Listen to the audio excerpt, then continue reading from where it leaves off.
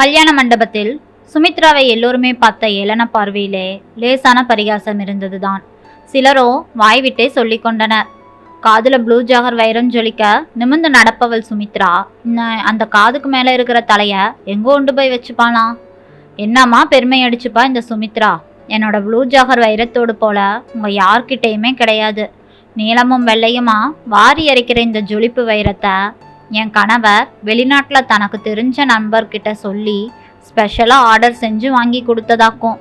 இதே மாதிரி வைரத்தோடு போட்டுட்டு வருகிற பணக்கார பெண் தான் எனக்கு மருமகளாக வருவா அப்படின்னு சொன்னால. கடைசியில் பாரு பையன் அமெரிக்காவில் நம்மூரில் இருக்கிற ஏழை பொண்ணை லவ் பண்ணிட்டு அம்மாவையும் சம்மதிக்க வச்சு இப்போ கல்யாணத்தை நடத்திட்டான் வெற்றிகரமா.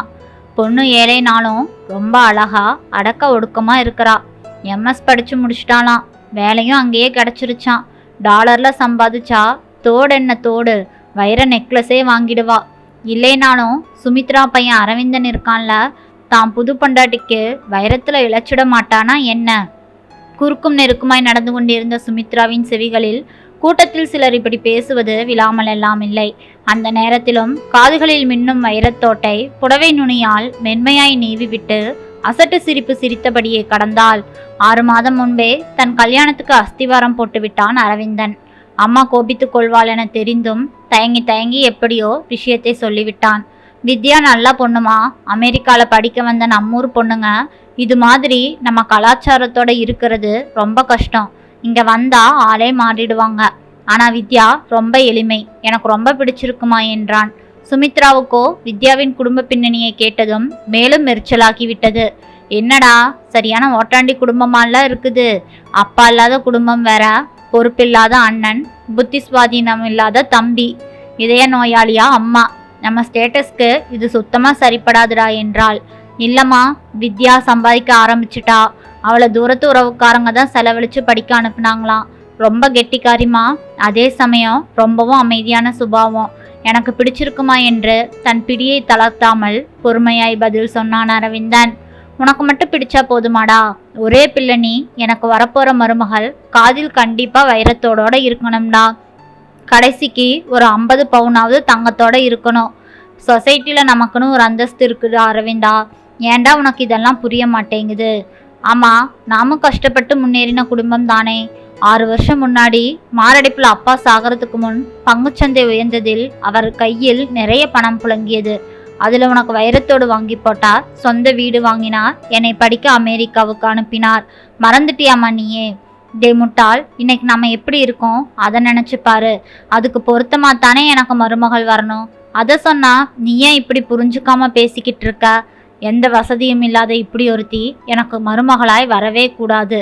அப்படின்னா எனக்கு கல்யாணமே வேண்டாமா என அரவிந்தன் போட்ட அடுங்குண்டுதான் சுமித்ராவின் வாயை அடைத்து இன்று கல்யாணத்தில் முடிக்க வைத்தது.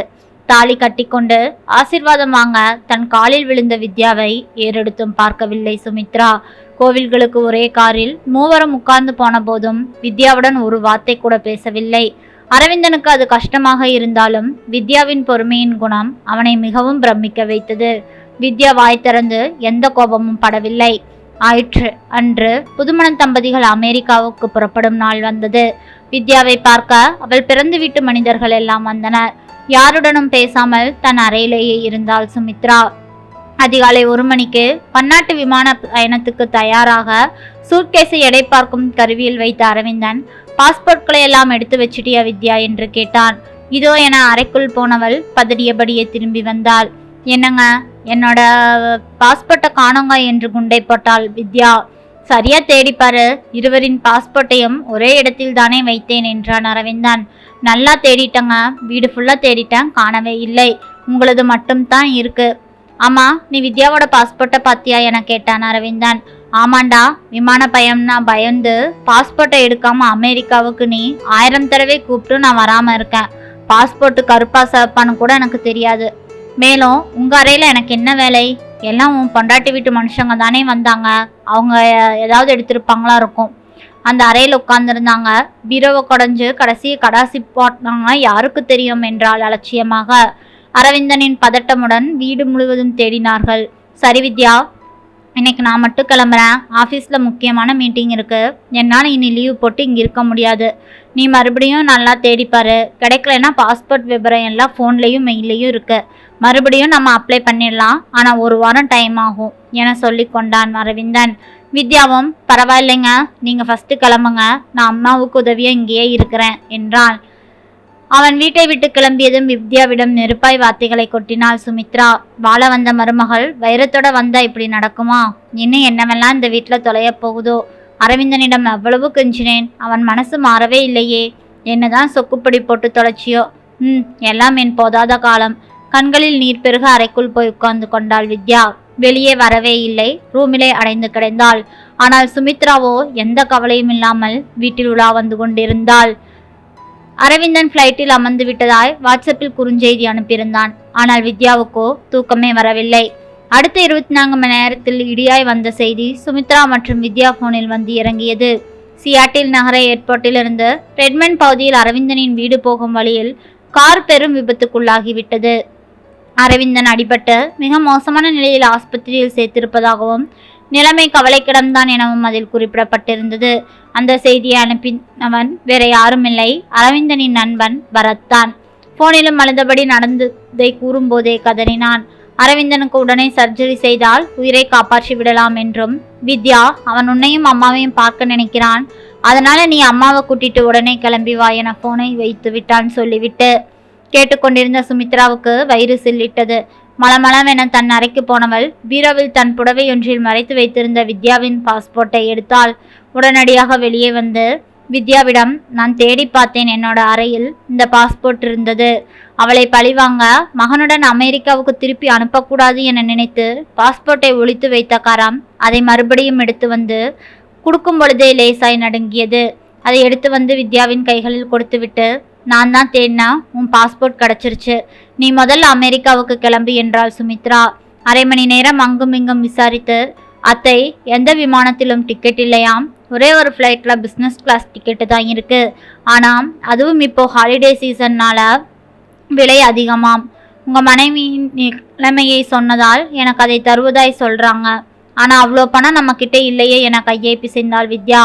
ஒரு கணம் யோசித்துவிட்டு இருவாரேன் என வெளியே போன சுமித்ரா 1/2 மணி நேரத்தில் வீடு வந்து சேர்ந்தாள். வித்யா, கவலைப்படாதேம்மா, போய் நீ முதல்ல அந்த டிக்கெட்டை புக் செய், பணம் ரெடி பண்ணிட்டேன் என்றவளின் முகத்தை வியப்போடு ஏறிட்டாள் வித்யா. அங்கே காதுகள் 2ம் வெறுமையாய் தெரிந்தன. கைகளில் வைரத்தோடுகள் மின்னிக் கொண்டிருந்தன. வித்யாவின் போன் மீண்டும் சினுங்கியது. அதை எடுத்து பார்த்தாள்.